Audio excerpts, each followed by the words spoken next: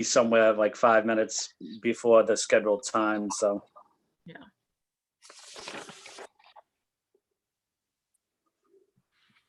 Hi, Liz. Hi, Councillor Flynn, how are you? Good, good, Liz. How are you doing?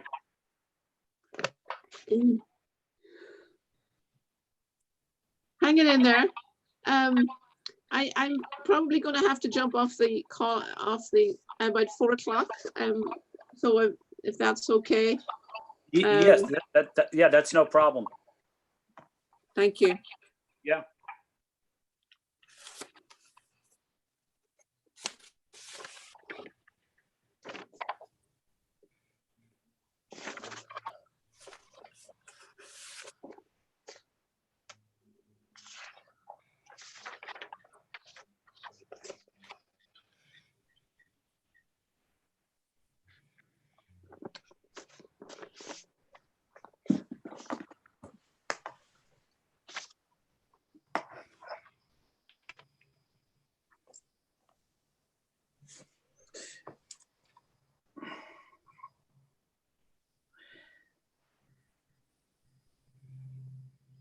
Is Kerry there?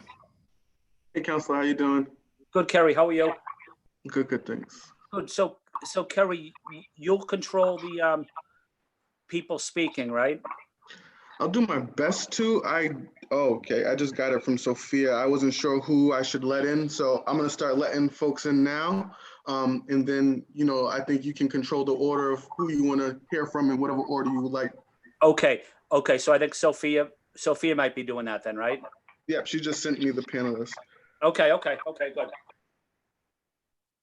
And so we're live on YouTube.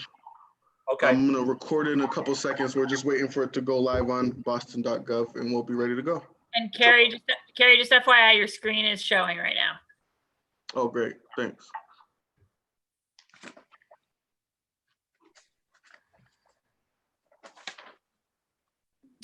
Thank you for all your work, Kerry. You're guiding us through this incredible process very seamlessly and with great. You're very welcome. Yeah, We're all in it together, right? we're in good hands with you in charge back there. Yeah. Definitely.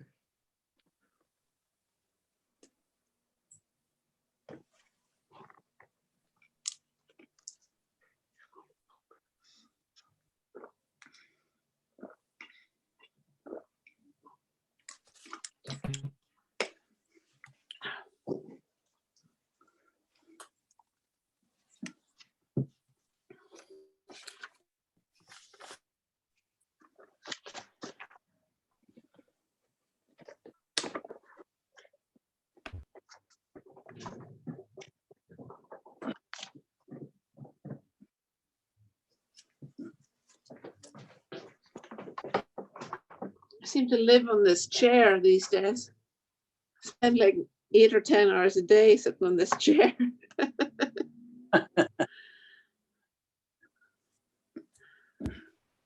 I had my first Zoom call yesterday morning at 8 o'clock and I went offline at 8:30 last night. So that was the record so far.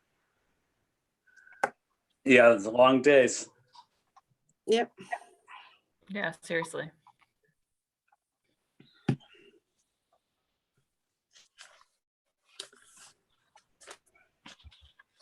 So Kerry, I'm waiting for you to give me the go, or should I start? Or Yeah, but I give another 30 to 60 seconds and I'll let you know we're good to go. okay, excellent. Thanks, Kerry. No problem. Councillor Flynn, who's on the first panel? The first panel is Catalina Lopez Ospina from the Mayor's Office of Food Access, John Greeley from BPDA, Catherine Drennan from the Greater Boston Food Bank, Pablo Garcia from Tufts Health Plan, Ian Leslie from the Alston Brighton Health Collaborative, Heloise Maria, Galvazzo from the Brazilian Women's Group, and Patricia Baker from the Mass Law Reforms Institute. There's a note from Dan McCarthy saying he's from the Greater Boston Food Bank. He's going to be replacing Catherine Drennan. Dan McCarthy, okay.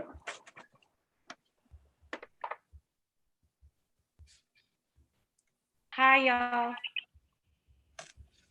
Hi, Julia. Hi, Julia.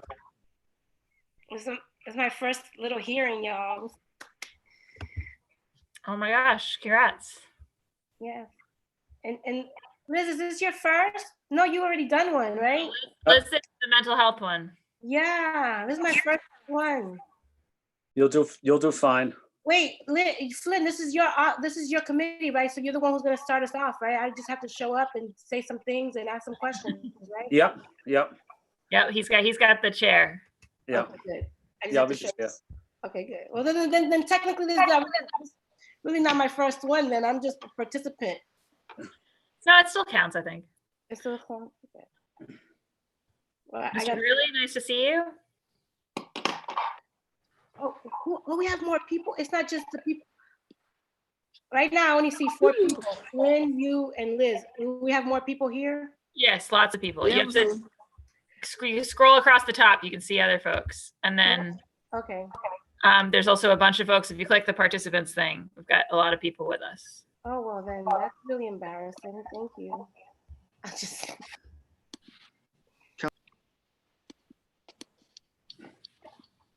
Kerry, did you say something?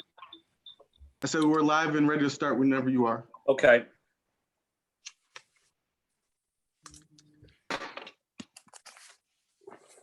Good afternoon. This is Boston City Councilor Ed Flynn. Thank you for attending this hearing today. I am the chairman of the City Neighborhood Services Committee. Today we are having a hearing on docket 0616, order for a hearing addressing food insecurity and cultural competency in the midst of the COVID-19 outbreak.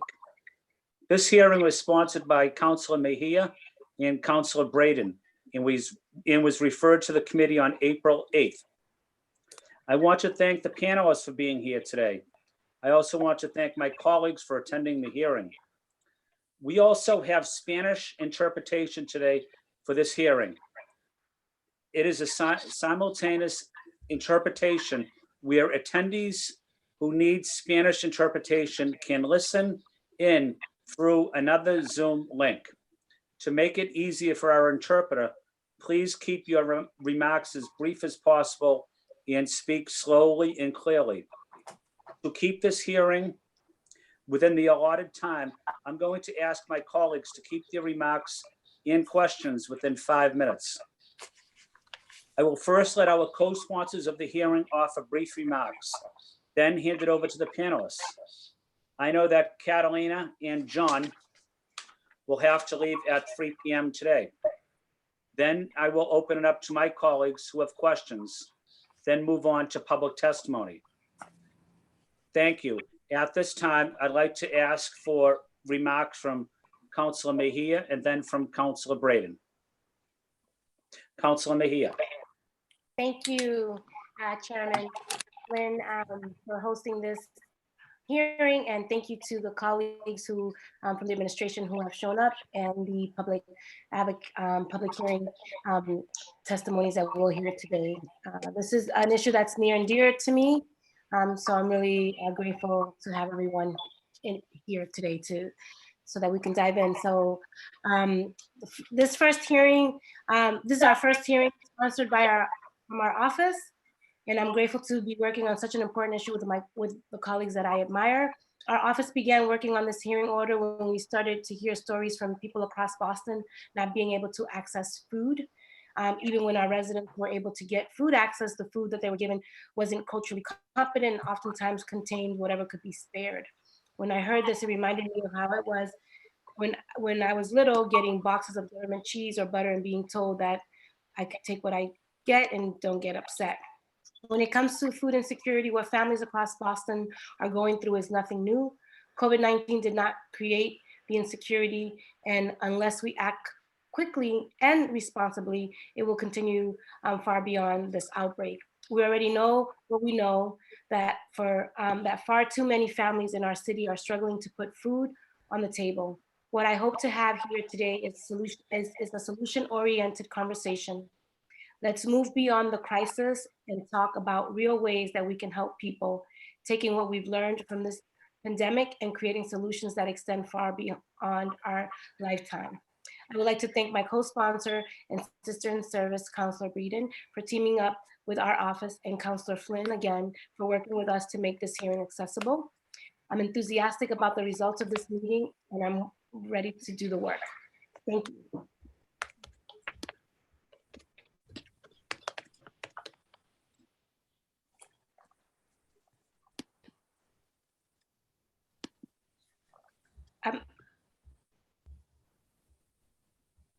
So Flynn, thank you.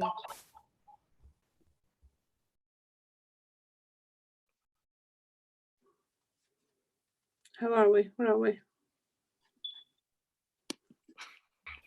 Councilor Flynn, you're muted. You were muted.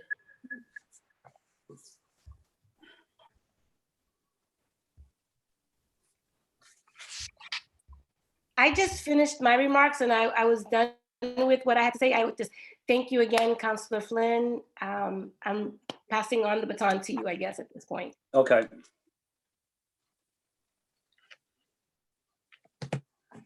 Councilor Breeden, can you? Yes, thank you, Councillor Flynn. Thank you, Councilor Breeden.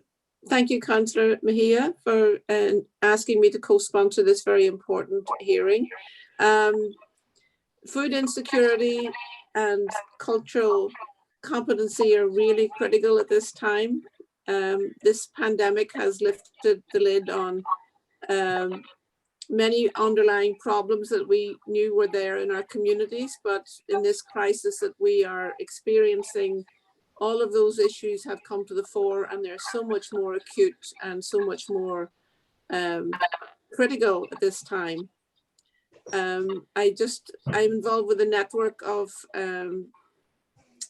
nonprofits in Alston, Brighton, and we have a Zoom call twice a week to check in on the situation in our neighborhood. We have the YMCA, we have many different distribution sites, and this morning I heard of someone who was driving past a local food pantry, and there was a line of families lined up for 4 or 5 blocks waiting to go to a food pantry for food. This is sort of something we haven't seen in a very long time in Boston. And I really look forward to this conversation this afternoon to see what we're doing well and to see if there are issues that we can address and do things better. So thank you so much for sponsoring this hearing, and thank you, Councillor Flynn. Thank you. Thank you, Councilor Breeden. At this time, I would like to recognize the other city councilors that are here right now, besides Councilor Mejia and Councilor Breeden, obviously. Thank you, Councilor Bach. And when the other councilors arrive, I will be certain to. Councilor Campbell, Councilor Andrea Campbell is also on. And when the others come on, I will be sure to recognize them as well. Thanks, Councilor Flynn. Thank you. And at this time, I'd like to recognize and ask the panelists for opening statements.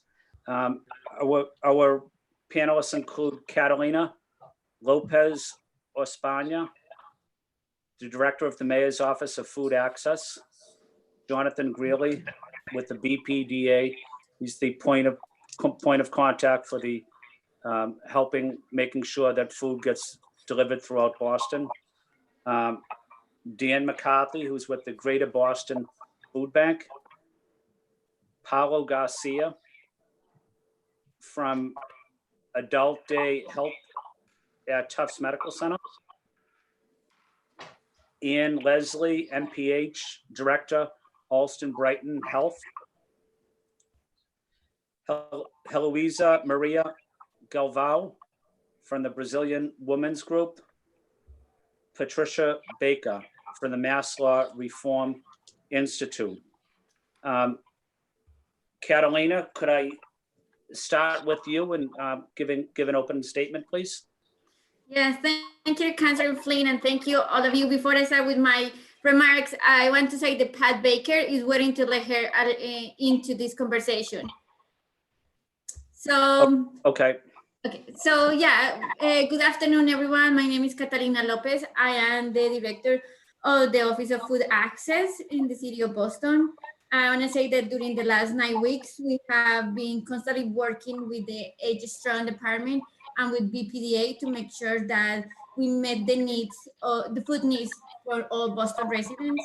The first week of this public health issue, we opened very rapidly 60 meal sites across the city for youth.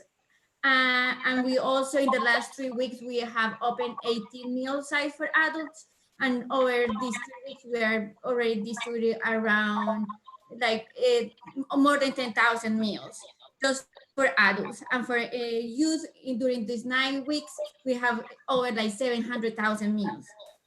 From day one, we engage with our food providers to make sure they have the capacity to absorb and increase rapidly the services they were offering. We partnered very fast with our friends and partners in this task with the Greater Boston Food Bank, and we are making sure, working with them, that all our city pantries are well stocked all the time and they remain open. We rapidly deploy a door-to-door food distribution system in partnership with About Fresh, and so far we have almost 2,000 households to receive door-to-door deliveries of vegetables with us. We are working with school principals, with healthcare providers to identify those families who are facing food needs at this point, and we are contacting all of them to make sure that we know what they need and we can meet their needs. Through the Resilience Fund, we have granted 36 immigrant service organizations with over 1.7 million for cultural appropriate food. And we are encouraging all our nonprofit organizations to apply for the Resilience Fund to fill the gaps that we are not being able to fill. And that we know there are many of those, and we are doing our best, but food insecurity is something that has different phases and different ways to solve this problem. That's the reason we are encourage our partners and nonprofits to come to us or apply to the Greater Boston, to the Resilience Fund to get support and for do their work. Last week, 60,000 meals were delivered, Meals on Wheels were delivered, and pre-COVID-19, there were just 43,000 meals that we were offering around the city. So we are expanding those services that we know that are very necessary on the city. And the food that Meals on Wheels are providing are in different types of food that can rely with different cultures. We are offering like American traditional, Caribbean food, Cantonese, kosher, Vietnamese, vegetarian, because we know that we should offer what people want to eat.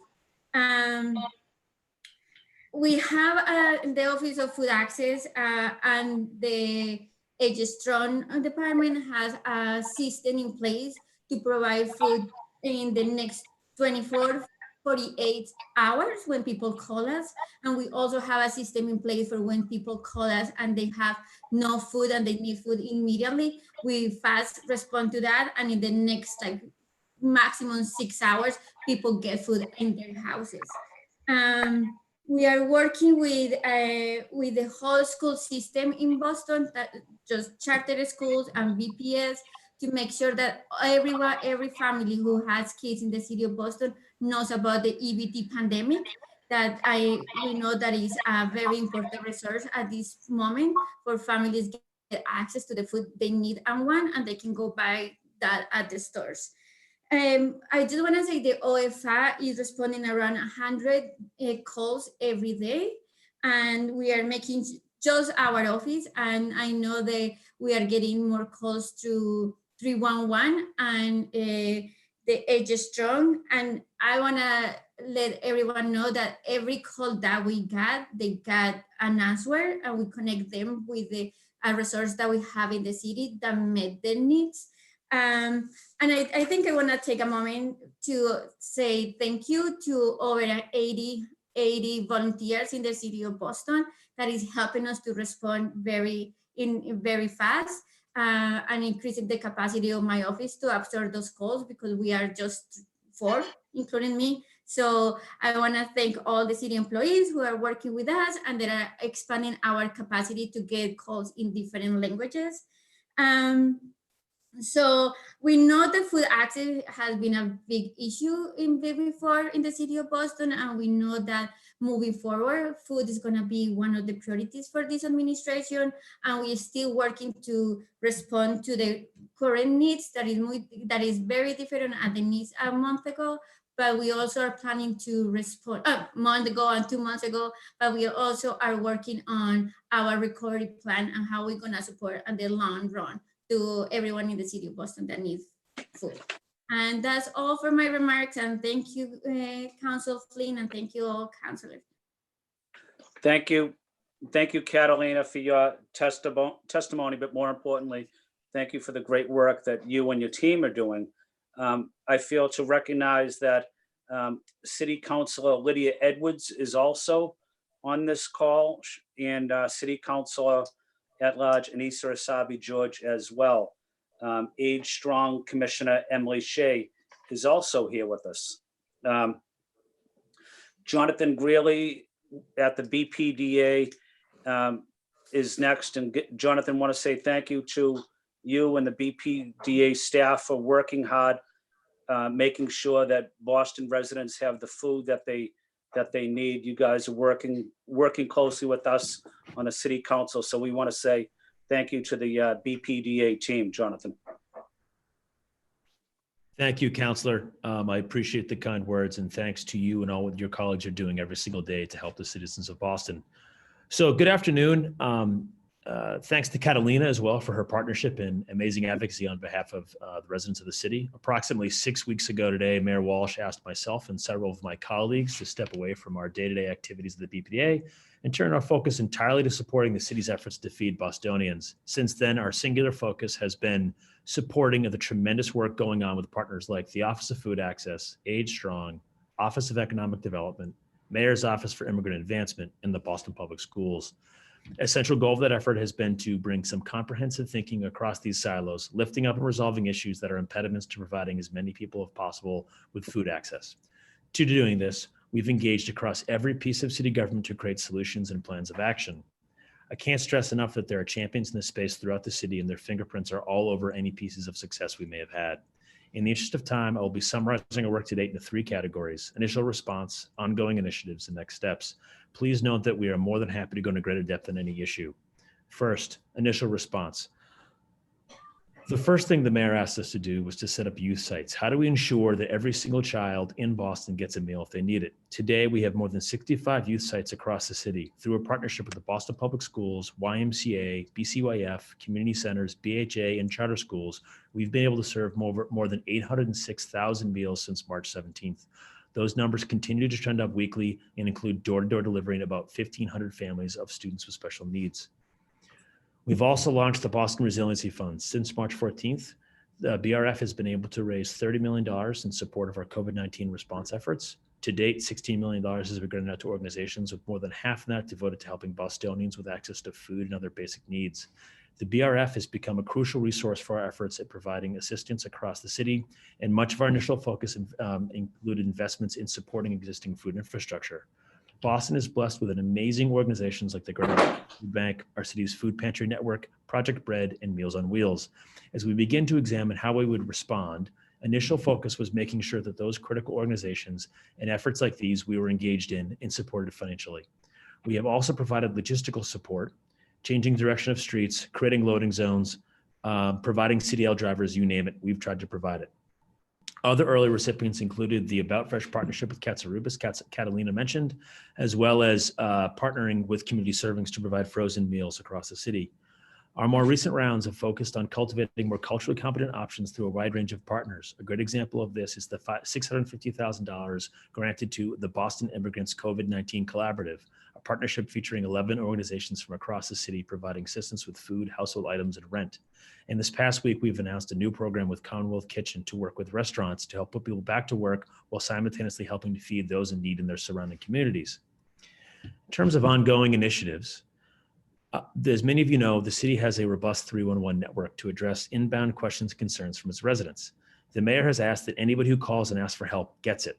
As part of this effort, we've worked with Age Strong, Food Access, and the Mayor's Office for Immigrant Advancement to manage and catalog their increased call volume and understand the needs of our residents. To date, we've been able to enroll more than 2,400 households in our food delivery network. I would like to thank the BPD, BCYF, YMCA, MBTA The Ride, and other city volunteers for help in this effort. Also, we've worked to set up an emerging network of food service. We've worked to establish a dashboard with up-to-date data for efforts across the city. This dashboard allows us to track macro and neighborhood trends in this space, helping to drive decision-making going forward. For example, I can report to you that our busiest neighborhoods for youth meals are East Boston, Dorchester, Roxbury, and Mattapan. We also think that it's important to support people where they are, in particular Boston's most vulnerable, including seniors, immigrants, undocumented individuals, low-income residents, and disabled residents. As part of this, we've developed a mapping tool that allows us to evaluate any number of factors, working to identify and resolve gaps in the food network. We have worked with several city agencies to ensure location of food services meets specific neighborhood needs. Going forward, we are working to prioritize the flow of information. In particular, it's important to work with trusted intermediaries and partner organizations to match quantitative data with qualitative needs. To do this, we're working with partner orgs across the city and having those conversations every single day to improve services and inform new initiatives. We recognize the ongoing need to continue to engage across racial and ethnic communities throughout the city. Getting the right information out is crucial for the public health of all city residents. This engagement is also hopefully a two-way street. We want to hear from stakeholders across the city. Jerome Smith from ONS is leading these efforts in this area, and we look forward to partnering with his team going forward. Today, we're meeting known demand, but every single day we discover more. So we're constantly trying to react and also anticipate where new needs will be coming from. I'd like to highlight two quick initiatives that we've come out of this dialogue. The first is the establishment of food hubs, hoping to expand on the success of our youth food sites. In order to target a wider age range of need, 3 weeks ago, we launched a program to provide adult meal service at sites in East Boston, Dorchester, Roxbury, Mattapan, and Brighton. Over the past week, we've been able to add new locations and meals in Mission Hill, Jamaica Plain, Hyde Park, Roxbury, Dorchester, Charlestown, and Mattapan. We've also launched a pilot with the Greater Boston Food Bank to serve households in the Age Strong and BHA communities. This week alone, we've been able to distribute more than 2,400 boxes of produce through this program and look forward to expanding this service in coming weeks. In closing, I also want to thank everybody joining this conversation today. We welcome your ideas and partnership. There isn't a single meal or bag of groceries that isn't touched by many hands and organizations, and we appreciate that group effort. Thank you very much, and we're happy to take any questions. Thank you, Jonathan. And before I get to the other panelists, I was going to give an opportunity for my colleagues to offer opening statements in the order of arrival. City Councilor Kenzie Bach. Great. Thank you so much, Councillor Flynn. I'll be brief. I just want to thank everybody on the call. I actually spent this morning delivering boxes paid for through the Boston Resiliency Fund to Mission Park, which is a really culturally mixed neighborhood in my district, has many seniors who speak Chinese, Russian, Spanish, and English, and the Age Strong in partnership with the Office of Food Access and John and Megan's team really saw that there's a whole bunch of seniors there who are used to having access to fresh fruit and vegetables, and through both Fair Foods and the Fresh Truck. And so through this partnership with Fresh Truck and Katsarubis, we were able to get them a replacement of that today and earlier this week. And I just want to lift up that as we have this conversation about culturally appropriate food, I think one of the pieces of that is having ingredients for people who are used to being able to cook for themselves at home. Obviously, people are encountering food insecurity right now who have never encountered it before. And that's compounding the deep food insecurity we already had in the city. And I just think it's so important that we have an approach that sort of tackles it on all levels, that helps get groceries to the folks who have a kitchen at home and are looking to cook, and helps get meals to people who aren't able to do that. And And so I just really appreciate the multi-pronged approach the team is taking. And I also just want to say that I personally hope that one thing we're going to learn from this crisis is about the need for us to have more robust services and systems in place to support food insecure Bostonians, even as this crisis, the immediate public health crisis recedes. Because I think, we're all seeing that a kid can't study hungry, somebody can't work hungry. Like, there's just so many things that you can't do if that basic need isn't met. And I want to live in a city where we're about meeting that need. So I really appreciate the sort of all hands on deck approach that's been taken here. And I just want to apologize for the fact that I'll have to step out at 3:00. But thank you. And thank you to the both Councillor Mejia, congratulations on your first hearing order generating a hearing, and Councillor Breeden, and thank you to the chair. Thank you, Councillor Bach. Councillor Edwards, Lydia Edwards.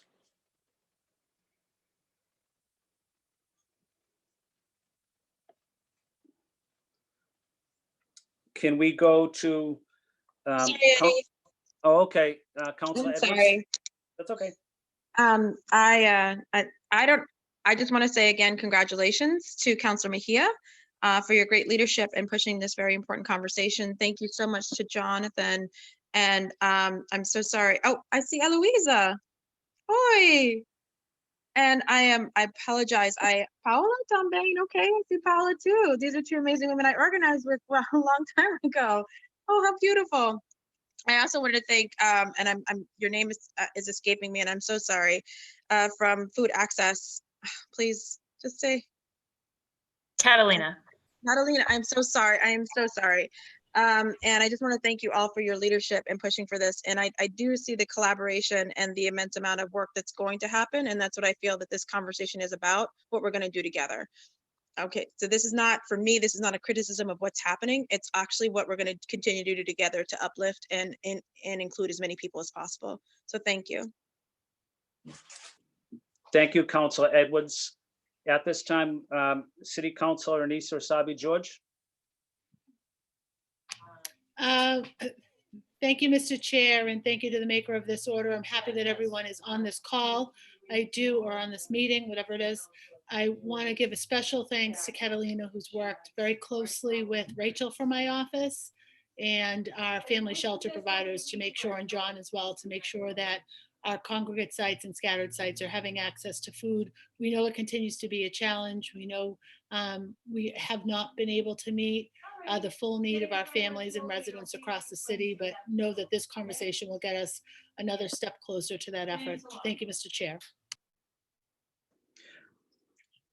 Thank you, Councilor Anissa Sabi George. We have several other councilors that are with us. Councilor Flaherty. Thank you, Mr. Chairman. Thank you to the maker. Happy to join, and obviously the folks here that are throwing a shoulder into it.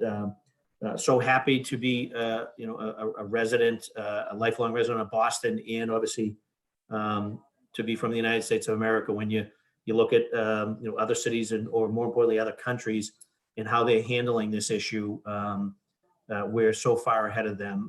Some folks in some countries are lucky to get some bread and some water. We've dialed in. One of the first things the mayor did, to his credit, when this pandemic hit, was to jump on the food insecurity issue. So to Jonathan Graley, bravo to you and your team for the amount of meals that you guys are putting out, and with very specific attention to culture, to make sure that these foods are culturally appropriate. So we're addressing food security, and we're also addressing food security in a culturally sensitive way. As far as I'm concerned, that's a home run. Can we, or should we be trying to help more people? Absolutely. And everyone can Monday morning quarterback this, but I can honestly say right from the very get-go, that's one of the first things the mayor did, was he stepped right out in front of this, making sure that our school children that were receiving meals were getting meals, making sure that meals were going to some of our neediest residents, making sure that our public housing and other, communities that were hit hard by this were at least to take one thing off their plate in the pandemic, and to try to address the food insecurity piece while attacking the public health and the public safety concerns. So I'm happy to listen today to the experts, people that know this much better than I do, but cannot be more proud to be a Bostonian during this pandemic, to see the amount of food and the amount of attention that's put to meals and how culturally sensitive they've been all across the board. I also believe and know from folks that we're also helping other communities. So despite the fact that we're addressing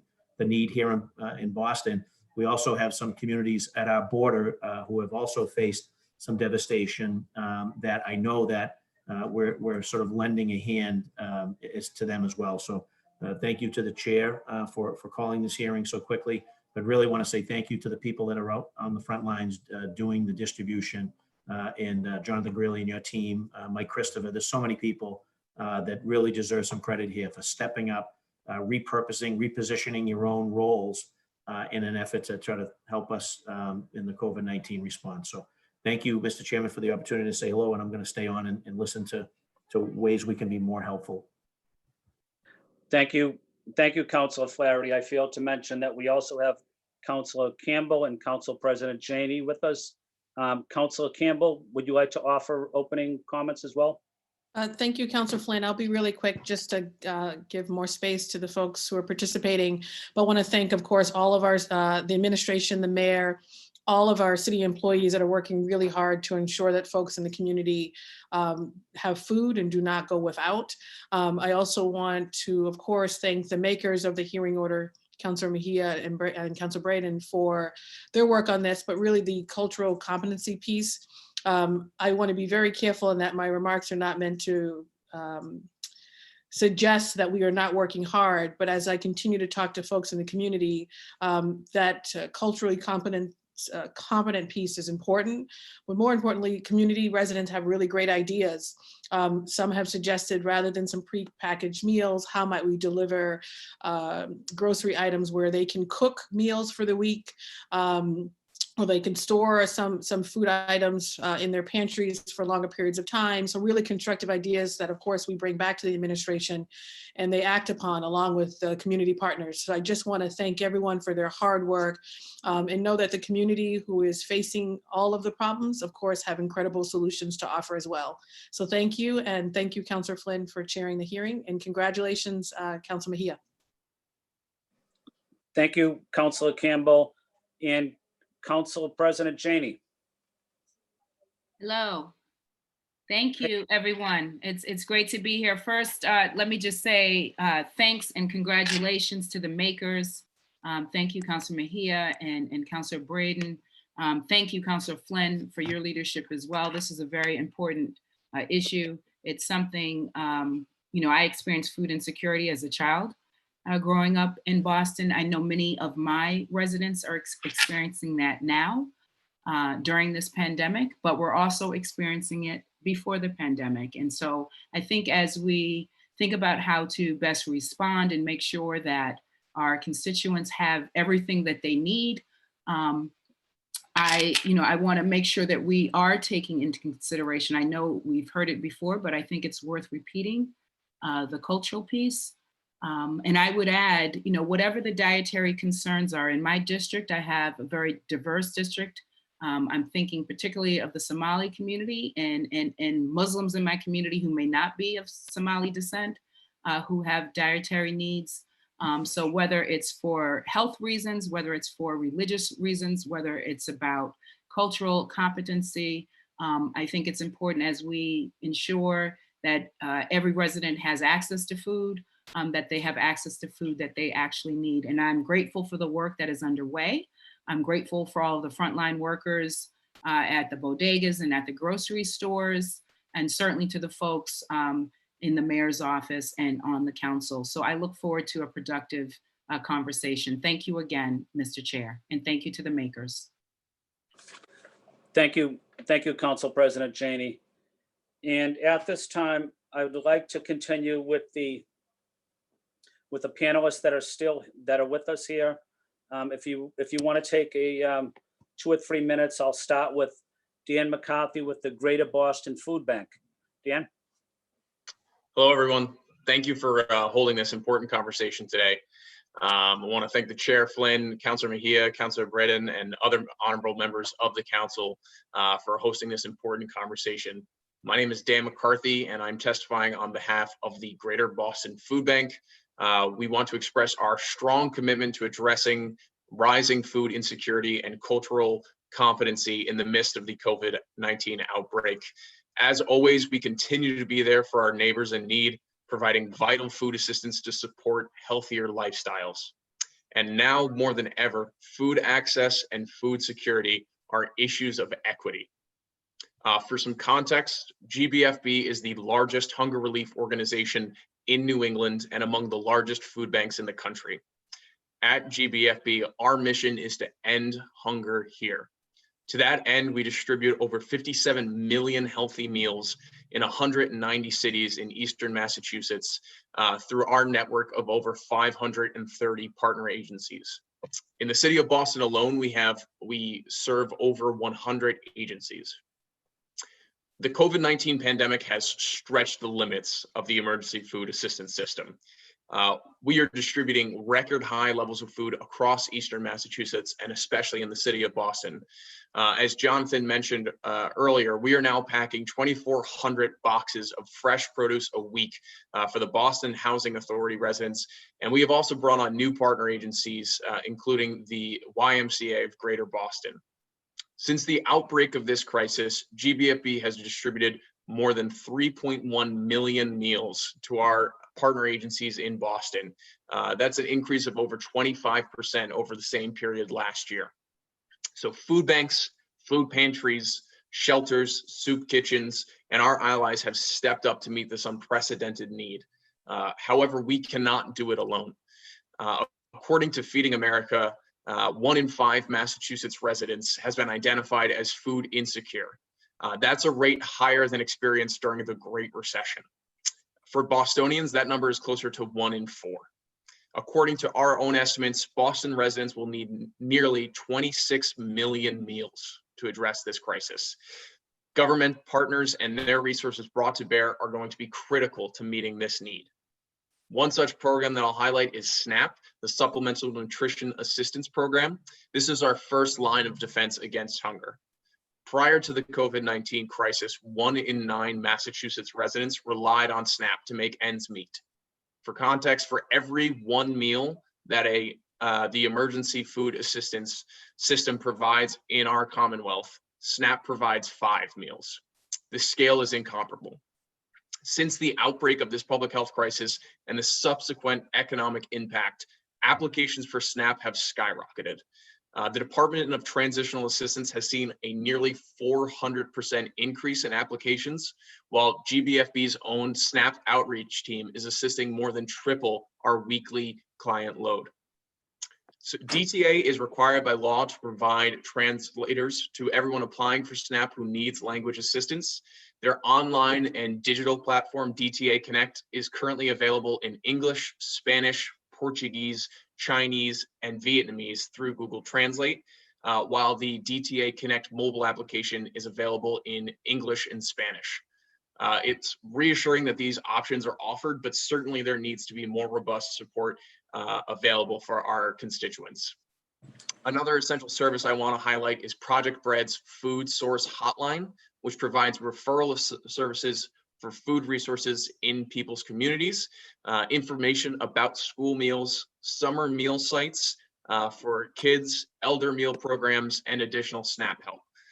The Food Resource Hotline can provide this information in 160 different languages. We recognize at the Greater Boston Food Bank that every community is unique, and as our trusted neighborhood institutions, our partner agencies are our direct line to clients accessing food. So how we work, I like to describe us as the Costco of food assistance. Our partner agencies receive their food from us and then distribute to their clients. So we purchase our food based on client preference and feedback that we get from our clients. And prior to the outbreak of this crisis, 65% of the food that we distributed was perishable: meat, dairy, produce. 30% of that, of the total food that we distributed, was fresh produce. As the crisis unfolded, demand shifted from fresh product to more shelf-stable product like rice, cereal, canned beans, tuna, peanut butter. And these demands were seen across the industry, resulting in a variable and unpredictable food supply chain, which caused these items to be difficult to obtain. Our food acquisition team has been moving mountains to try to procure historic levels of food whenever and wherever they can get it from, so that we can ensure that no person goes without food that they need during these times. But that has been a significant challenge for us, and one that we are continuously working on. For clients who experience language barriers, navigating governmental services and the emergency food assistance system can be challenging in the best of times. Seeking, understanding, and accessing these critical lifelines are especially difficult during a public health crisis. And we recognize at the Greater Boston Food Bank, as a hunger relief leader in our region, we can help break down these barriers. We welcome working in partnership with our network partners, the City of Boston, the council, everyone on this call on this issue. We believe firmly that everyone should have access to the food that will support their health and well-being, irrespective of the community that they live in. Thank you again for having me on to share our experience and for working on this critical issue. We look forward to it. Thank you. Thank you, Dan, for your testimony. I know Jonathan has to leave at 3 p.m.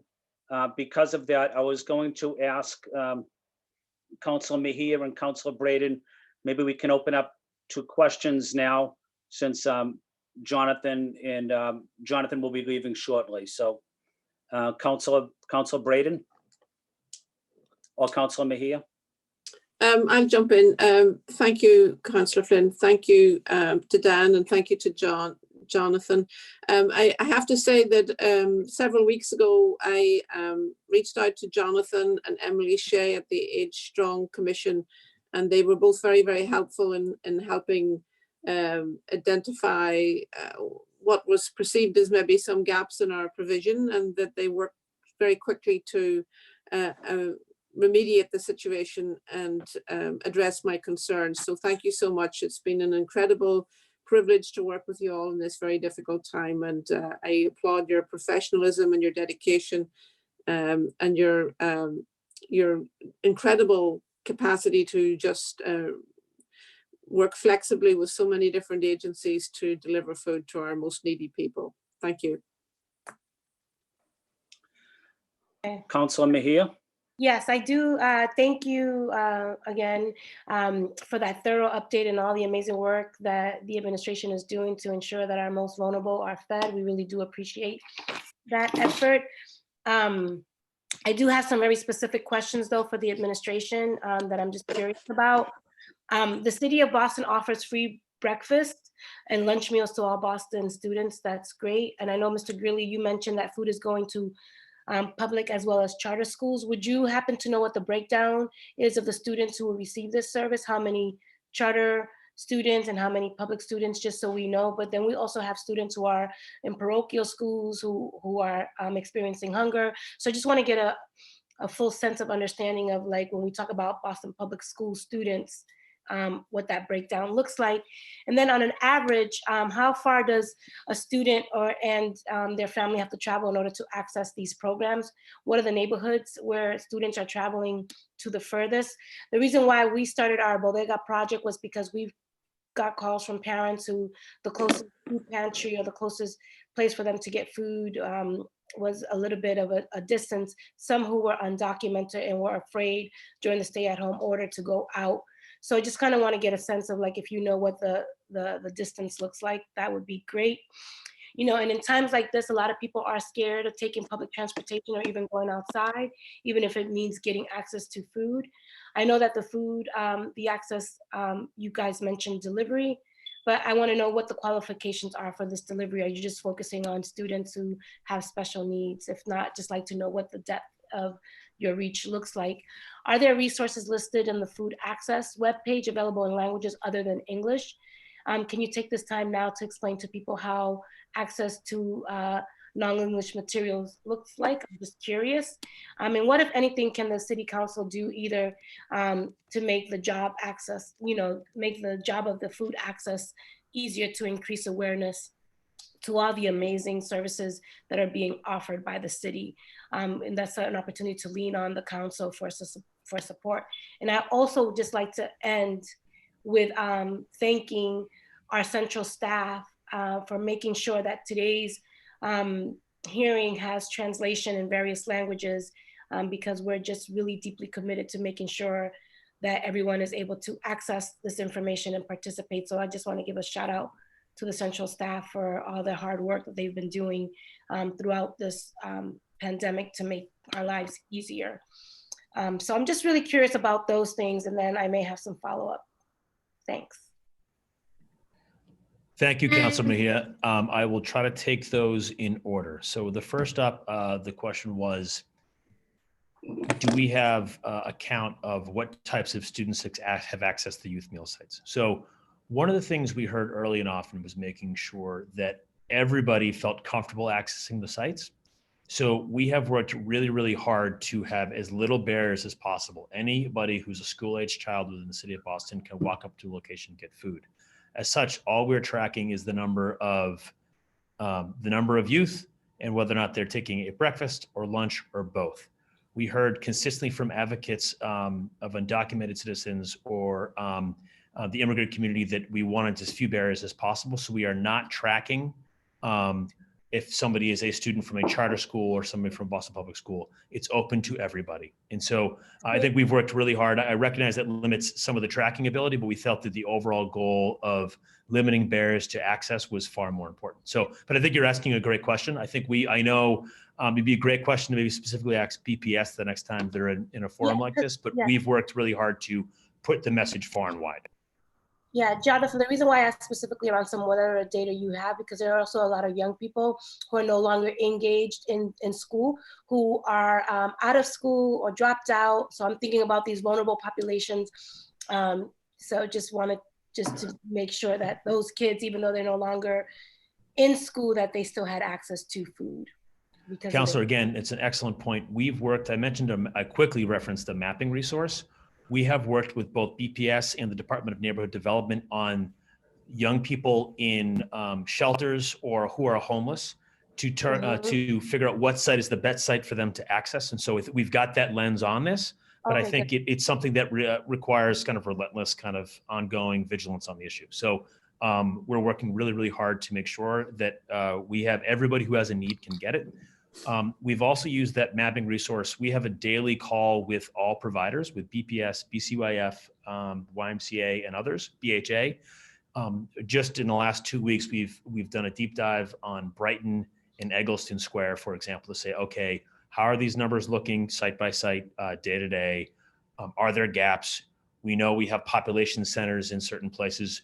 Do the gaps, the numbers of distribution match up with what we know to be the community in the neighborhood? So we're having that conversation constantly and continuously tweaking. We have, I think, 66 sites to date. If you had asked I think when we last did a briefing for you a few weeks ago, I think we had a few less. Since that last briefing, we've added sites in Mission Hill and Brighton, specifically at the Alice Taylor in Mission Hill and the Commonwealth in Faneuil and Brighton. So this is not a sit on your laurels kind of exercise. This is a constantly evaluate based on the data and figure out what else we're going to add to the network of need. If anybody feels that we're not adequately meeting one of those needs, we're happy to talk about it. We very much view this as a partnership, and we'd love to talk with you more about it. If you think we've got a piece of the city that we're not hitting, let us know. And I think that gets to your transportation question and access. We think we've got a great distribution of sites throughout the city. But if you think there's a gap, happy to talk about it. Yeah. This pen will be the gavel, and it'll be the time clock too. So thank you, Council Mejia. We also get back to the second round, and but I know Jonathan will be leaving very shortly. But I wanted to ask Councilor Kenzie Bach if you want to ask a question to Jonathan and Catalina. No, I'll yield my time, Councillor Flynn. They've both, along with Commissioner Shea, been very responsive to my office. And I'd just like to particularly highlight the ability to reach out to them when there's a constituent with an urgent need for food at a very quick turnaround has been really critical for us with a number of people. So just want to thank them for that. Thank you, Councilor Bach. Councilor Campbell?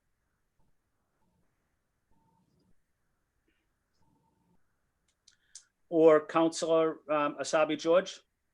Thank you again, Mr. Chair, and thank you, Jonathan and Catalina, for your presentation. One question that's come up in some of our calls is, and I wonder if on your regular calls, if you're hearing this as well, is the need for perhaps some variety from prepared meals to more of groceries, and how are we able to respond to that, whether it's fresh produce or the shelf stable efforts, but there's been an added request for more groceries as opposed to those meals. Councilor Arcevir George, yes, when they call us, when we have a call, we ask what are the needs. We have like a very in-depth conversation with our callers, and we ask them what are the needs at this point. And many people say, I cannot cook because I have this issue, and we make sure that we bring like prepared food. At the same, they say we want to cook, and we make sure that they have delivery for the food pantry and for us on regular basis. So we are asking that when we have the intake call.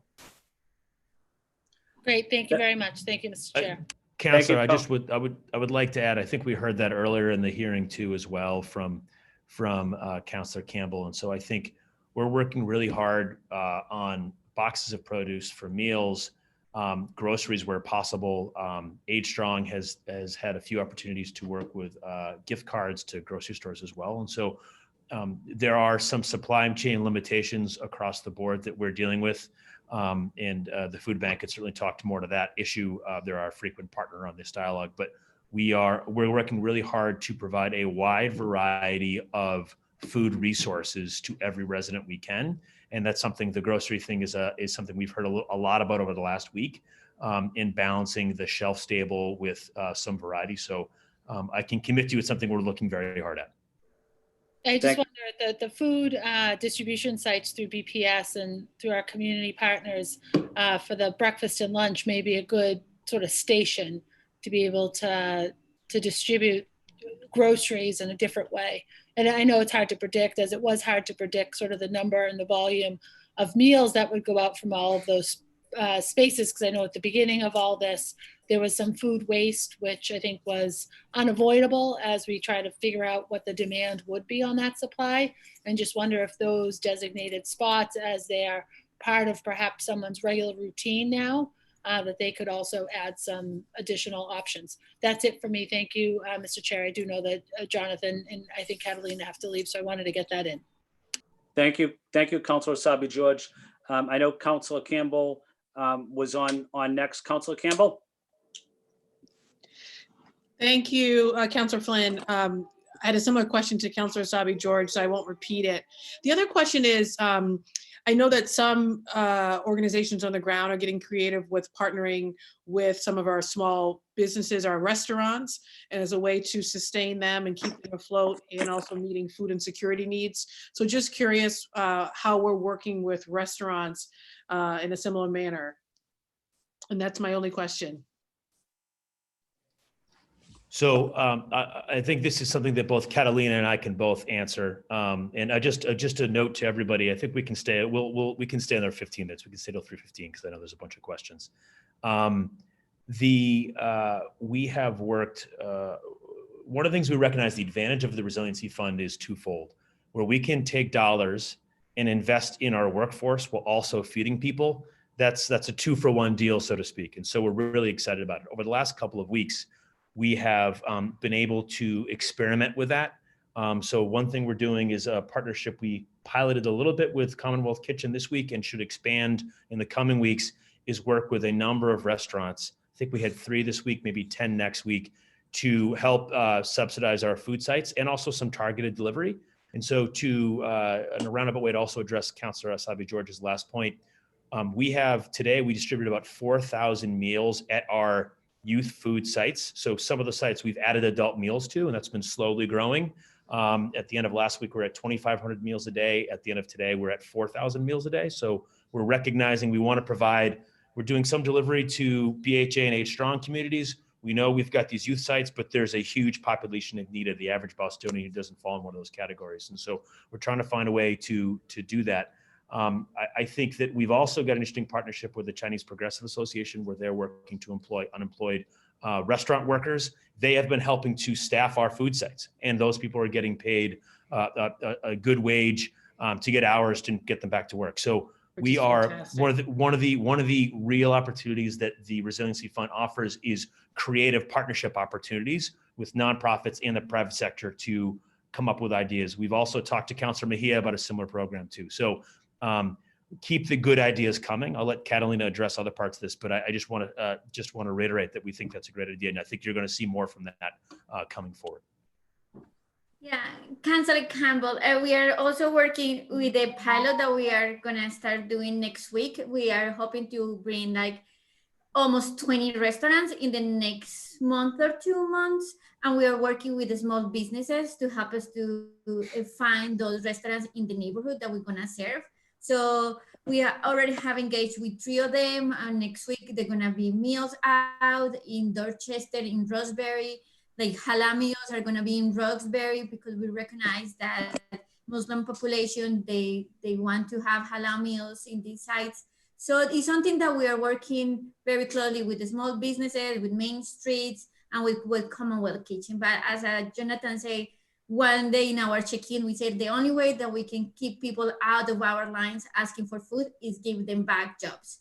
And that's what we are doing. And that's the way that we want to continue to like doing everything in the food access for your field. Thank you very much. It's very helpful. And some of these partnerships are truly creative. So appreciate you guys' work. Stay safe and healthy. Thank you, Councilor Flynn. Thank you, Councilor Campbell. Council President Janey. Thank you so much. And I won't take too much time, or at least I hope I won't.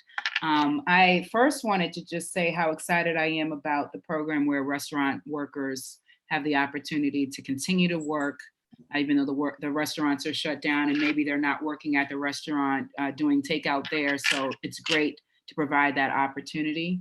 And really good to hear about making sure halal is getting into Roxbury, because that is definitely a need for the constituents that I represent. And I appreciate that we don't want to have barriers in terms of access to food that is being distributed. Certainly, I think folks on the council are interested in making sure that this food gets into the hands of the people who need it most, and we certainly don't want to see food wasted. I wonder what information, if any, are you collecting? Are you at least collecting the zip code information? You may have discussed this earlier. I didn't catch it. So thanks, Councilor. It's a great question. It was something we got earlier from Councilor Mejia as well. We are tracking what type of meal, and if there's a youth or an adult, 90% of the meals are going to youth, but that's all we're tracking. I think it's. Oh, I heard you say that. So Okay. That's it. Oh, okay. No, okay. So we do not want somebody to walk up and say, "What zip code are you in?"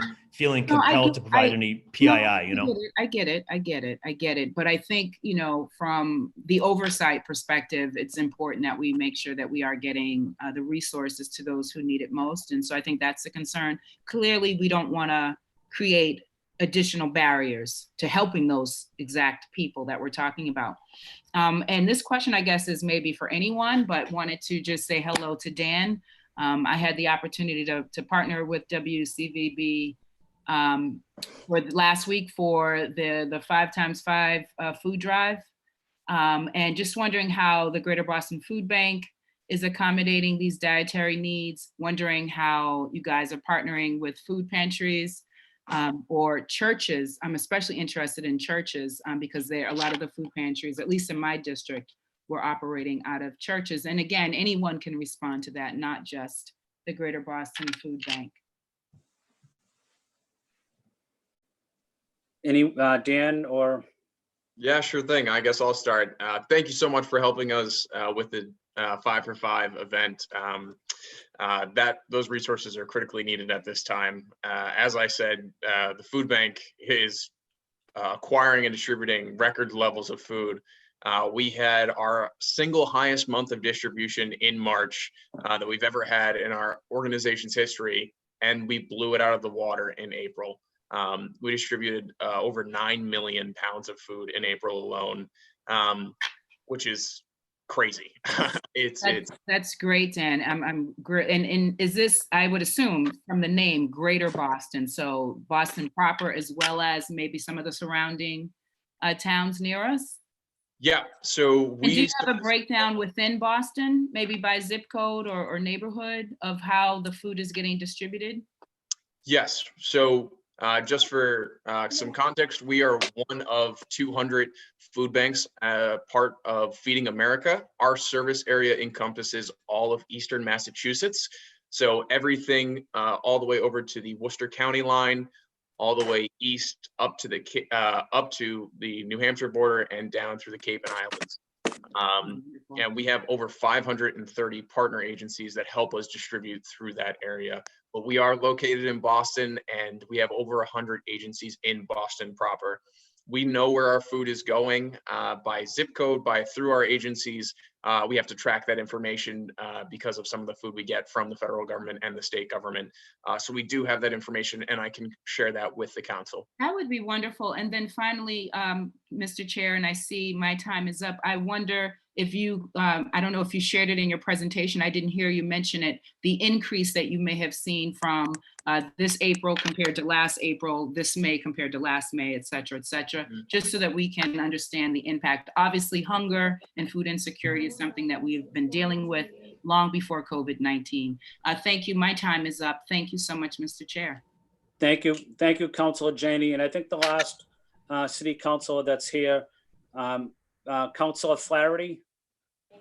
Thank you, Mr. Chair. It's more just by way of a comment. This has been very informative, and to see the depth of the partnerships and the collaboration. The gentleman, Dan just mentioned that it's over 530 partners, over 100 agencies. I mean, this is a pretty extensive operation.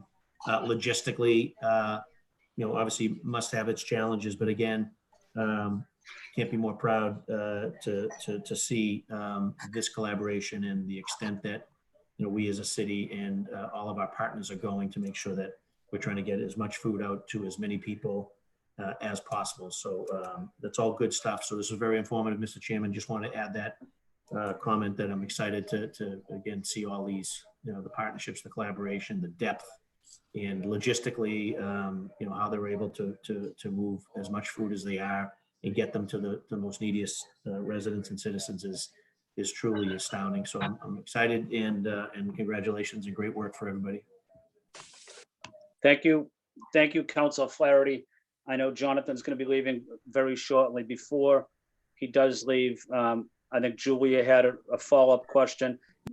Before I get to Julia, Jonathan and Catalina, I want to say thank you, and thank you to the BPDA team as well, and Mike Christopher and all the workers there. We want to say thank you, Jonathan, to you guys. Julia? Yeah, thank you. And thank you, Jonathan, for extending the time that you were going to be with us. We really do appreciate you staying on a little bit extra. And as you know, food insecurity is one of the first things that I jumped on when this situation came to be, working with Catalina and her office around how do we support culturally responsive ways to this, creating the Bodega Project, as well as working with your office maybe like, I don't know, three weeks ago or so for the restaurant initiative. So I'm glad to see all of those things up and running. I'm really excited. My question is, and it still stands, is that, one thing is to be able to provide culturally responsive food delivery. The other thing is to also do this sort of work with ways that help remove the barriers and also restore the dignity for folks. So I'm really going to be looking at opportunities for this concept, for this concept to really extend beyond just the supporting restaurants, but how can we get food that we can shop for ourselves, and to have the flexibility to go into a corner of a bodega, if you will, like the Bodega Project that we've launched, where people can actually get a credit, and then they can make the purchases, and then they can buy the items, oil, rice, beans, so that not everything is in a box, but that you can have the flexibility to shop with dignity. So I'm just wondering, as we start thinking about the next phase of support, what opportunities exist to help provide financial support to small bodegas and convenience stores, in the neighborhood, and then give people the flexibility to shop for things that they know how to work with. Councilor I've been Mejia, thinking about that for the last, year. No, that feels like that long, but I just really want us to start thinking about, because all of these are really great initiatives, but I just really do think that as someone who had to stand in a food pantry line and have had to shop with food stamps, that we have an opportunity to create access to food with dignity. So I'm just wondering what appetite is there for that? yeah, Councilor Mejia, one thing that we are doing, and we're doing with partners, with Project Bread, with Greater Boston Food Bank, with my law reform, is that we recognize that SNAP benefits is one of more sustainable ways that we can support people moving forward, and that give first people the opportunity to shop for what they need and they want, have the freedom and have the power to do that. And we are working, and I mentioned that before, that we are working very hard to extend our double up program and more stores that people have, like, can stretch even farther those dollars. So something that we wanna, you're mute, Councilor.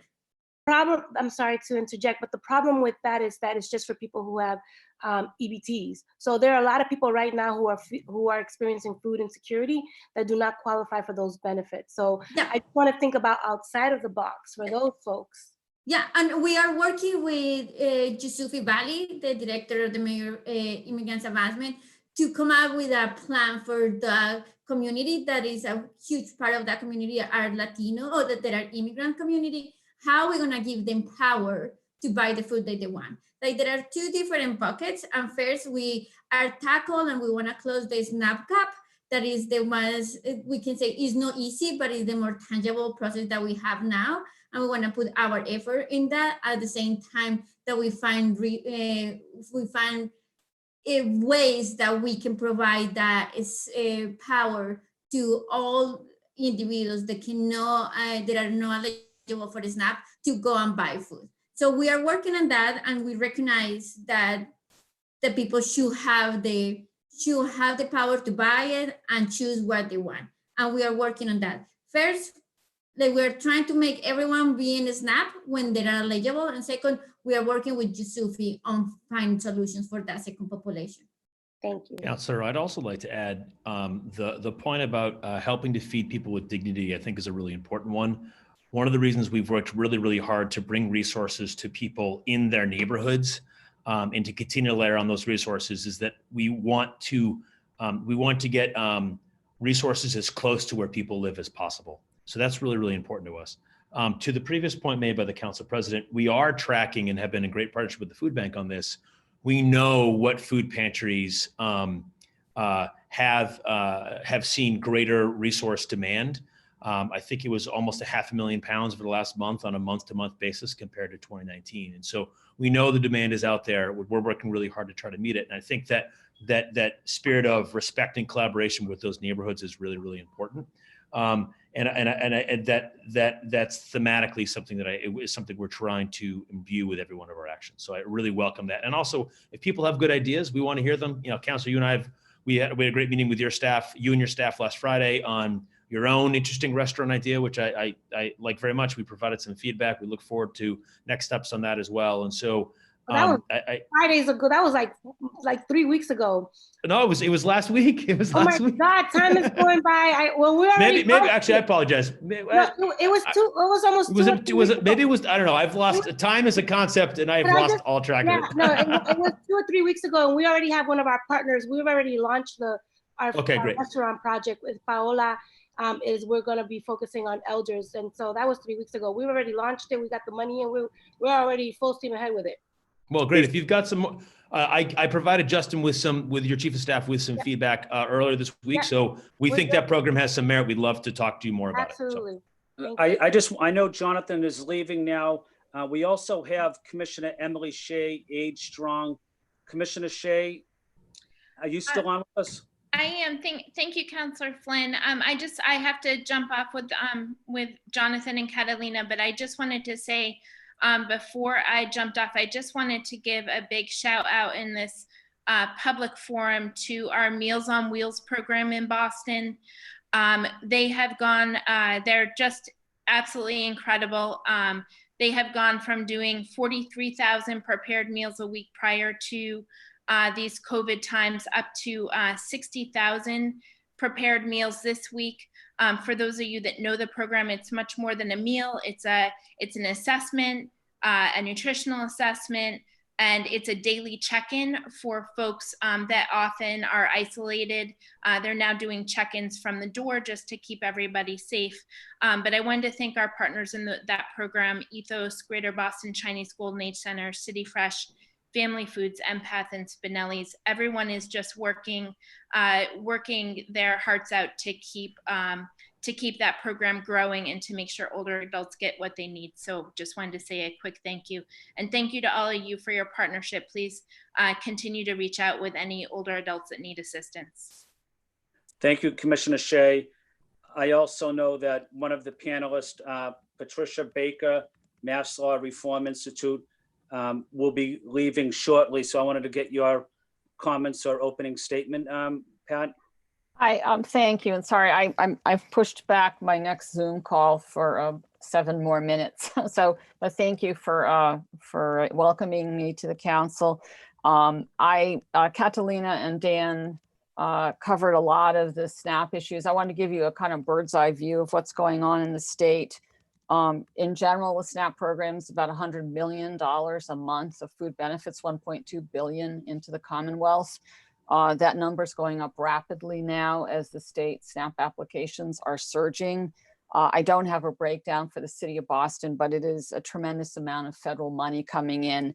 And in March and April, the state topped off the SNAP benefits up to the maximum amount. That was $42 million the end of March, another 42 the end of April, more in May. We are still feeling that's not enough, that the SNAP benefits are woefully low, and some city councils around the country have passed resolutions urging Congress to include additional funding to give a 15% boost in SNAP in the next COVID-19 package. I will send that. I've sent a copy of the news story on that resolution out of LA County that you, or Los Angeles City Council, that you might be interested in entertaining. In addition, Massachusetts has implemented what Catalina referred to earlier as pandemic EBT benefits. These are not SNAP benefits. Every child in Boston, every single child in Boston is getting this pandemic EBT benefit if they go to any of the Boston public schools, regardless of immigration status. Boston is a community eligibility provision school, which means every school child qualifies for free school meals. Every school child is getting this pandemic EBT benefit either on their SNAP card, or a separate SNAP card is being mailed likely next week to every single family in the city of Boston. And also all of the Metco children who are on free or reduced price meals outside of the city of Boston. It's the first infusion is $199.50 per child, school-age child, including daycare located on school campuses, and any child up to age 22 still enrolled in public schools. The total benefit's going to be $400 of pandemic EBT. So that is something every child will see in Boston. Statewide, it's about $100 million. It's a lot of federal nutrition benefits. The two issues I wanted to just raise with you that have come up a lot, I know Councillor Bach has been in touch with me about this, is the question of EBT online purchasing. This is something that should have happened yesterday. This is something that was included as a pilot in the 2014 Farm Bill and was really not implemented at all as a pilot until last year. Massachusetts has filed a request with USDA to get on that pilot, but I need to tell people that this is going to be limited to Amazon, Walmart, and I think Price Chopper, a third company, large companies. This is not going to be helping local stores, local bodegas. These are USDA restrictions, partly because SNAP is a complicated program. It can only buy food, can't pay for cleaning supplies, paper goods, delivery fees, hot food. So that's a serious concern. One of the things the state of Vermont is doing is purchasing a lot of mobile point of sale devices, POS devices, for local grocers to be able to maximize and use curbside pickup and pay. So you could still do pre-ordering and then do a curbside pickup and pay.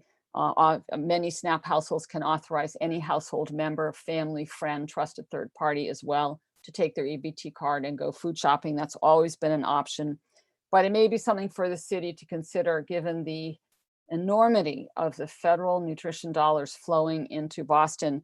If we successfully close the SNAP gap in Massachusetts, which is happening right now, there's been a $50,000 increase in households alone in the last 4 weeks.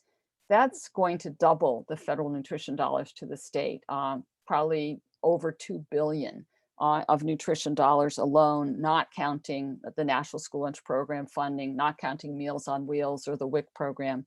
So there may be some specific steps that the council could take to support some of the initiatives to try and enable local grocers to really serve the local community with different ways to access the SNAP benefits, because the online EBT ordering is not going to help local businesses right now as USDA has designed it.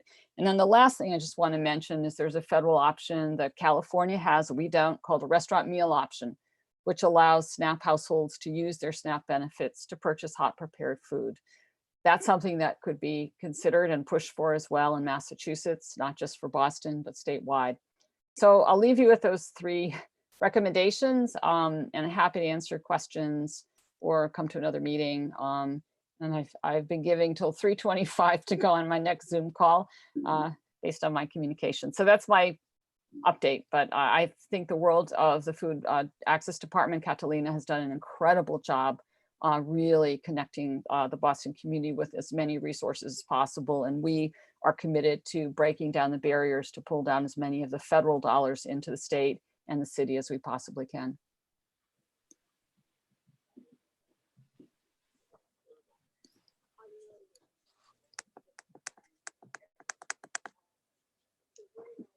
Thank you.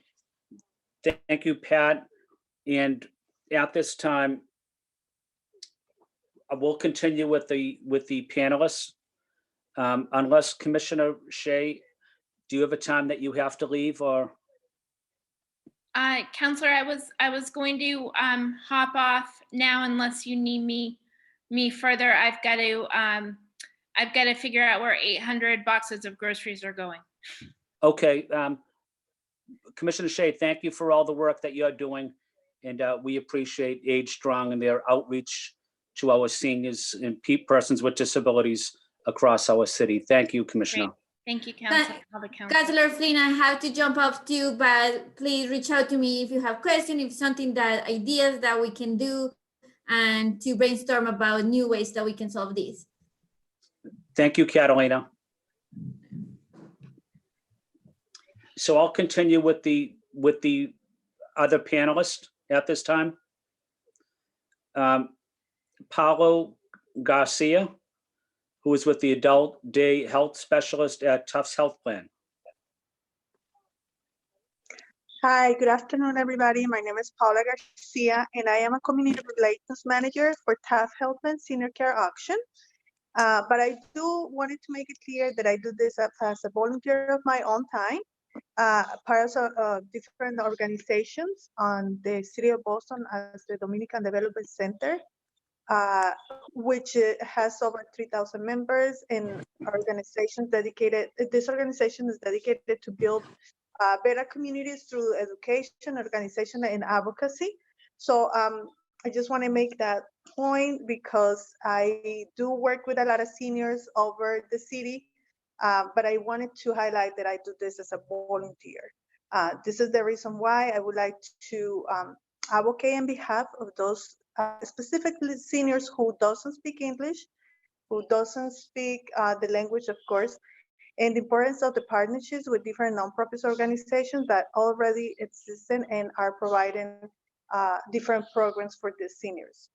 So with that being said, I wanted to be specific, advocating for seniors who are level 3 and level 4, which are current or used to attend before all this pandemic, to different programs, ADHs and adult day health programs. And after, they used to attend there because they don't have the ability to take care of themselves. So they used to get breakfast, snacks, lunch, and a snack again before they go back home. Since the government sent the order or did the order to close, they have been at home without any services at the first time, trying to get into Meals on Wheels. Then when they're able to get in Meals on Wheels, it was a lack of diversity at that moment. And right now, right now they start getting some more services based on diversity. But I really wanted to focus in the importance of this program for the seniors, specifically for those seniors who are level 3 and 4 and used to attend the ADH. With that being said, I wanted to say thank you to Councilor Julia Mejia, and also to Councilor Liz Brennan, because they opened their doors to hear, our seniors' needs. And I see the action on, taking action on this is very important, because I know the city of Boston is doing a great job providing food, providing groceries, but they don't, at that moment, they didn't think about those seniors who are unable to cook or take those groceries home or go outside and buy those groceries. So because of that was it was a big gap between, getting the food into their houses and then who was going to cook for them. So that's why I started to advocate for more warm meals, especially based on diversity. I feel happy that now is being a little more conscious for the first time last week, and this is a shame that no one from the Meals on Wheels are going to hear it. Last week, I got a phone call from one of the seniors saying, "Oh my gosh, I got plantain for the first time. I've been in Meals on Wheels for over a year. And this is the first time that I got plantains. Plantains is a very typical food for a Caribbean, and for the first time they got it last week. So, and also because a lot of the actions, ADH is starting to provide food as well based on the culture. Yesterday, we have a phone call, it's recorded, it was actually a message from one of the seniors crying because she has the coronavirus. We have been providing through the ADH soup, chicken soup. As you know, Spanish people resolve every sickness with a chicken soup. So we have been sending chicken soup to her, but as she say, I'm just calling everybody with a WhatsApp message to say goodbye, because I know I'm going to be going today. I can feel the death is coming from me. And everyone start to reply to that message, say, no worries, you're going to be good. And she say, I really wanted to say thank you, because you are, you're really taking care of our needs, and you provide food while I was here, warm meals every day. You provide a chicken soup. But I had to say that I'm going to be going today. We didn't really think that it was that serious because she was at home. And this morning at 6 a.m., she passed away. We got a phone call at 10 a.m. saying that she passed. And to now, I think they just went to get the body from her house like 2 hours ago. But I'm so grateful to hear that voice message from yesterday saying, thank you because you listen. Thank you because you provide chicken soup. Thank you. I know my whole family is sick. I am sick and I'm going to be going tonight. But I thank you because you really listen for my needs. So that is really stuck in here. And because of that, I really wanted to shout out to Councilor Julia, and again to Councilor Liz Bratton, because you really are opening to diverse of communities. I can assure to you the Meals on Wheels, it's a great program, but it needs to focus on more diversity. And with that being said, I wanted to close with say thank you to everyone who are doing, everything they could to provide for the support for the old immigrant community during this difficult time. I know the crisis is not over yet, but I would pray and working all united, we can overcome any challenge. So gracias, gracias, gracias. Thank you. Thank you, Paula. And next up on the panel is Anna Leslie, MPH Director, Alston Brighton Health Collaborative. Hi, Anna. Afternoon. Hi, good afternoon, everybody. I'm going to try and share my screen. I have a quick presentation, so I hope I'm able to do that. Thank you all very much, and in particular, Counselors Braden and Mejia. I knew both of you before you were counselors, and so I'm just really honored to be a part of this hearing with you and to be in this work with you. I am the director of the Alston Brighton Health Collaborative. I have a background in public health, specifically on food access. So I do want to zoom through food access more broadly and what we're seeing. Haven't heard that touched on much today. So we are existing within a pandemic and a struggle, but this is an ongoing system. I do also want to just set the scene that we think and we talk a lot about food deserts. I'm working myself to remove that as a term because deserts are naturally occurring, and the way that our food systems are working is not natural, especially in an urban environment. And I really appreciate this sentiment from Marcus Samuelson that what we see is food apartheid, that this is systematic, this is planned, and this is rooted in racism and social justice issues. So as we think about how food moves around our community, we can stop it. We can change it. I'll skip that. So what we see from an ongoing perspective in terms of access challenges, accessing food, ongoing, of course, cost is a huge challenge. Transportation, getting to that food source and potentially, and then carrying it back again. The quality of the food, particularly for food that folks might be accessing at no cost. And we've touched on that a bit today. The relevancy of the food, we've touched on that quite a bit. Is this food that, just because I can eat the food doesn't mean I understand it or want it or think it's good.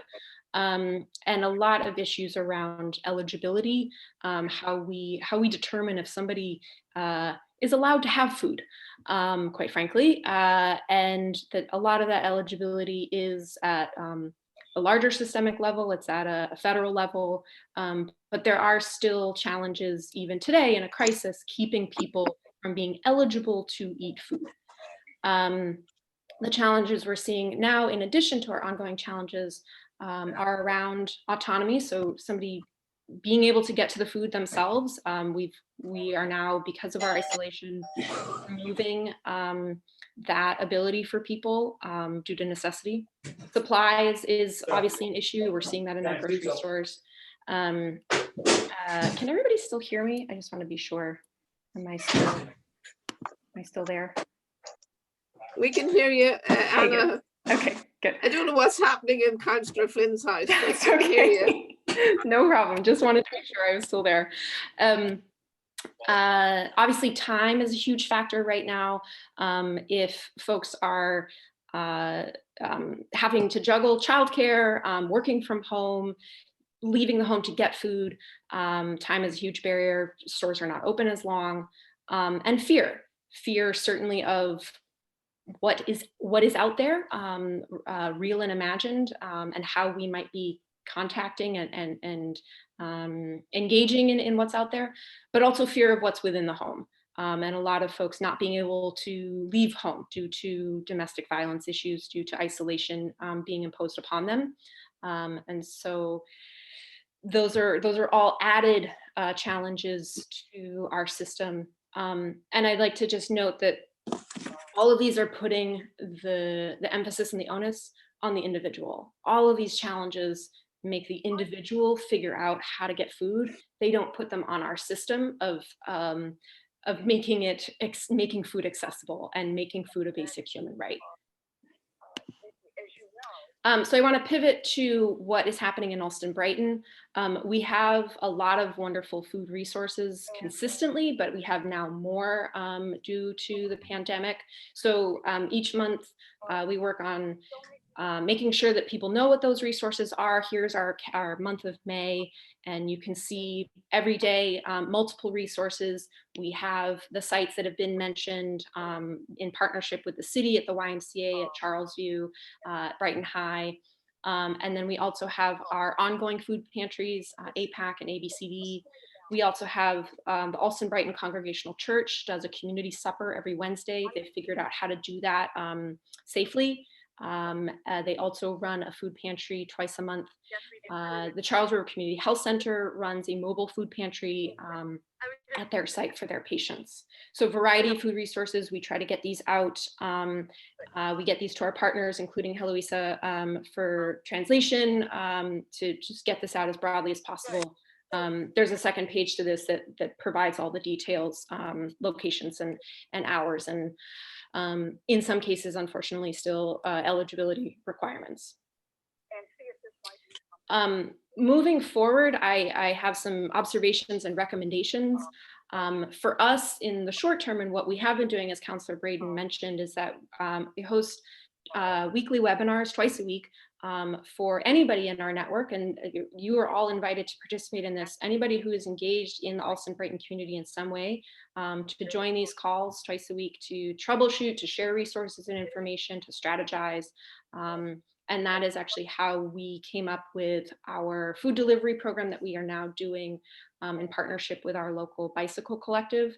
So we've delivered over 130, made over 130 deliveries so far via volunteers on their bikes and cars, picking up from the Y or Charlesview or the ABCD and getting it to a family. Just because that source is there does not mean that people can get to it. So trying to connect that gap. In the medium term, in the neighborhood, the Brighton Farmers Market does begin again, June 17th. Farmers markets are a whole separate issue that you could have a whole hearing about, and the challenges around social distancing and farmers markets. We are very intent on hosting this market because it is the only space in the neighborhood where folks can use their HIP, which is the supplement to SNAP to use on fresh produce. We will have 2 interpreters on site for Russian and Mandarin, particularly for our elder community. So if anybody knows somebody looking for a job and speaks Russian or Mandarin, please get in touch. And the farmers market did come from a neighborhood food needs assessment that we did 5 years ago. We're doing another one again this year. This is modeled on Somerville's community food system assessment. I highly recommend for the city and for the Office of Food Access to look into that as a model. It's really thorough and comprehensive in looking at their food system. So we'll be doing the same in the neighborhood starting this summer. Long-term, a lot of recommendations. Pat touched on online SNAP purchasing. Huge hurdles there, the technology being one of them, but highly relevant and really necessary. I encourage anybody who is able to examine eligibility requirements and what that means and why we have those, and how that keeps people from accessing food, and how cities, states, and local nonprofits can work around some of those federal challenges. I'd love to see public transit working to fill some of these, especially last mile gaps, as we think about how we use public transit with social distancing. Can we start to think about smaller shuttles to our necessary food services?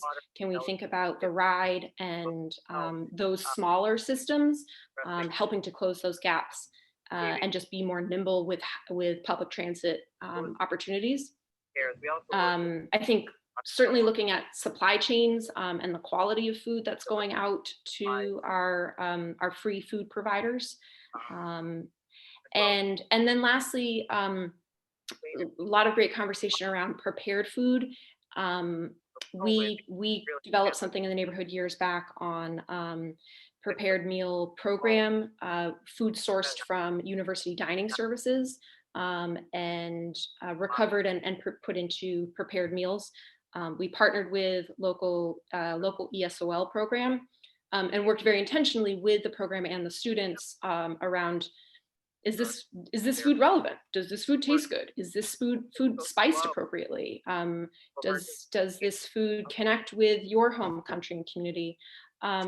So there are opportunities there. There are particularly opportunities, I think, to bridge with universities and hospitals as funders, as partners, as people who recognize the importance of food as a social determinant of health, as something that prevents rising healthcare costs. There are a lot of win-wins here. I think we need to get creative, and I encourage and reiterate the comments around bringing community partners into the conversation, bringing residents into the conversation to get creative and to find the win-wins. So that's all from me. Here's my contact information. I will talk for hours with you about food access. Thank you so much for inviting me. Thank you, Anna. I was just wondering if Pat is still here, Pat Baker. I know Councilor Janey had a question. Is Pat Baker still with us? She jumped off for another commitment. Okay.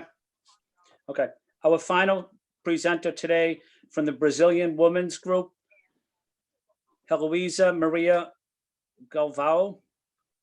If I pronounced your name incorrectly, I apologize. Yes, no, you did. Thank you. Okay. Yeah, I was just delivering a box of food. Well, it's so hard for me to be here now speaking to you, and I really appreciate everything that has been done. And I appreciate Catalina that got me today 50 box of fresh produce. And, I mean, so many people that need it, and I had only 50, but I appreciate that you could deliver that today. The need in the community is so great. And what worries me more is that I think that as we go into the 8th week of distancing, and we don't know how many weeks we have ahead, the need is going to be greater and greater and greater. And I don't know, I think Boston is doing a great job. I get calls from all over, and people say, oh my gosh, but Boston has too much. It's not that Boston has too much, it's just that there are people that are really taking the leadership to provide. But I think when we started this new environment, new way of life, we didn't think of providing food. Because other organizations were doing this, so we just I started writing grants and asked for money, because the need for money is really great, also because of rent, the utilities, I mean, the drill. So I didn't think about food, but then I realized that people were calling for food too. They would ask, oh, do you have food? And if you see the lines in some of the organizations, like the Brazilian Worker Center, they give food away Wednesday 1 to 4, and the lines go around the block, I don't know, 10 times. It's really unbelievable. So I thought, I heard about the fresh produce, and I said, I'm gonna try. And I didn't expect to get so many people asking for the fresh produce. And unfortunately, I had 50 bucks. I mean, this was great, but I'm really worried about how we're gonna provide more and more, because I think the need is gonna just grow, because people are not going back to work. And the immigrants in my community, they are really at the risk. They are the one that, many of them don't have anything. They don't have any employment. They don't have the federal stimulus package. They have nothing. What they have is what we are able to gather. So I'm really grateful to the foundations that gave us funds that we are distributing. And I'm grateful now to Catalina and the people in the department, Megan and others that have give me the food. But we have to think how we're gonna go, how we're gonna take this path towards summer and the fall. because this is not going away and the need is not subsidizing, at least for the population that I work with. Thank you.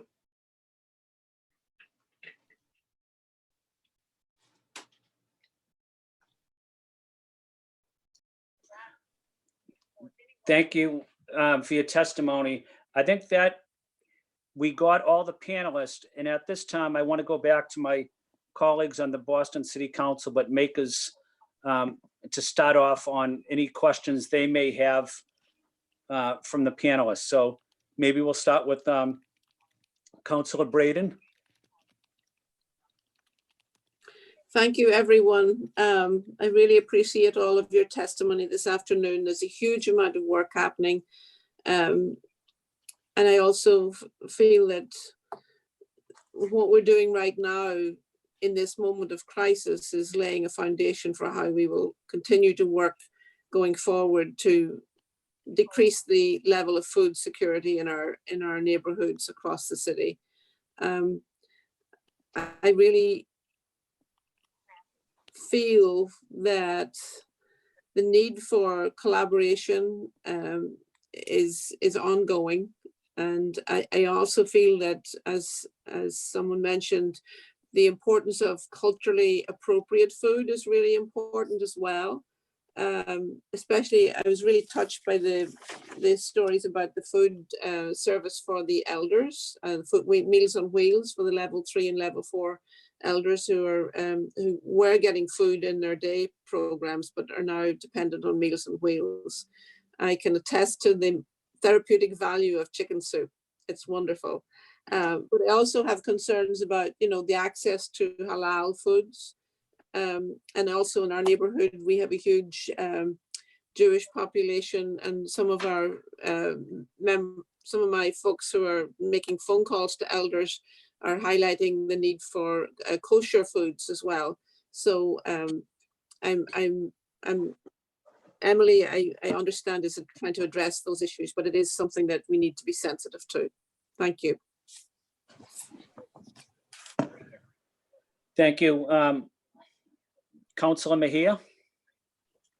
Yes, thank you, Councilor, Chairman Flynn, and my sister in service, Councilor Breeden, for partnering up with this hearing order with me, as well as thank you to the advocates and the administration for all their hard work as it relates to making sure that we have access to food that is culturally competent. I believe that we are under unprecedented times and we're doing things that we've never done before, but I do believe that we have an opportunity and a responsibility in making sure that whatever we do now is beyond COVID-19, and that we are really intentional about making sure that we're being responsive to people. I continue to speak on behalf of our most vulnerable, and I do so unapologetically, because I know that oftentimes that unless we're at the table, we're on the dinner menu, and every day it feels like we're being eaten up alive here. So really happy to see the advocates and working in collaboration with Paola. One thing that we did not mention is that a lot of these programs, Meals on Wheels, are Monday through Friday. And there's still a gap on Saturdays and Sundays that I'm just curious about from the administration in terms of like what is happening in terms of feeding people on the weekends. Those are things that are still unknown to me, and I'm curious of how we can fill in that gap. And again, I just wanted to thank everybody for participating in this hearing, and looking forward to working in partnership and collaboration for next steps. Thank you. Thank you, Councilor Mejia.